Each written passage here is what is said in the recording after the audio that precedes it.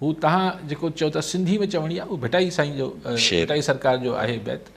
ऐं उन में ॾिसो तव्हां अगरि हुन दौर में बि ख़ैर आऊं त छा असां त कुझु बि कोन्हे ख़ाक कयूं पर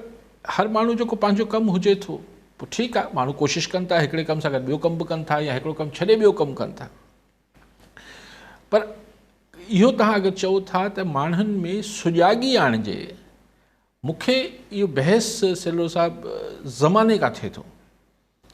त माण्हुनि में सुॼागी आणिजे आऊं चवां थो कंहिं में सुॼागी आणिजे कहिड़ी सुॼागी आणिजे मिसाल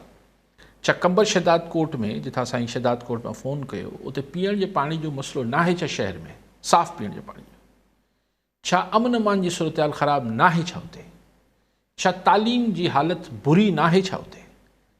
छा तव्हांखे तव्हांजी जिन्सनि जा अघु सही मिलनि था छा ज़री दवाऊं भाण इहे हिन जा अघु तव्हांखे सही रेट ते मिलनि था छा यूरिया महांगी थियल आहे त हिन में आगाही आऊं अची छा ॾियां इहो सॼो सां तव्हांखे ख़बर न आहे छा त आगाही त मौजूदु आहे हाणे जेको जज़्बो खपे त हिन खे ठीकु कजे उहो जज़्बो कंहिंजे लेक्चर या भाषण सां न ईंदो आहे ऐं शायदि ॾिसो मूंखे तकलीफ़ हिकिड़े मिसाल हिते आउं वेठो आहियां मिसाल मूंखे पेर में तकलीफ़ हुजे ख़ुदा न करे हुजे ऐं ओसि ताईं ही तकलीफ़ बर्दाश्त कंदुसि जेसि ताईं आउं करे सघंदुसि न त आउं तव्हांखे जेसिताईं शाहिद साहिबु हाणे प्रोग्राम बंदि कयो ऐं उथी थो वञा उहो सूर पियो थिए पेर शायदि माण्हुनि खे अञा तकलीफ़ जो उहो मरहलो न पहुतो आहे जो बर्दाश्त कनि था ख़बर त सभिनी खे आहे जो हिन जो हल छा आहे हिन जो हल वोट में आहे